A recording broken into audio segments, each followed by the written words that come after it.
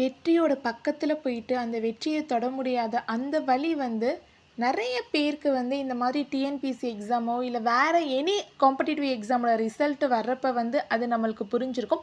ஏன்னா, இன்னைக்கு நானும் அந்த நெலைமையில தான் இருக்கேன். நான் வந்து 147 கொஸ்டின்ஸ் வந்து கரெக்ட். பட் இருந்தாலும் மனசு என்ன சொல்லுது? ஏன்னா, நான் வந்து ஒரு 5 கொஸ்டின் தெரிஞ்சே தப்பு பண்ணேன். அந்த ஒரு 5 கொஸ்டின் 152 கொஸ்டின் வந்திருக்குமே!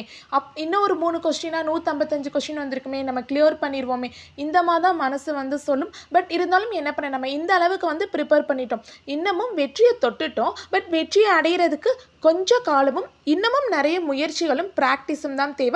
அத கண்டிப்பா நம்ம பண்ணோம்னா, நெக்ஸ்ட் இயர் கண்டிப்பா நம்ம வந்து ஜாப் வாங்குவோம்.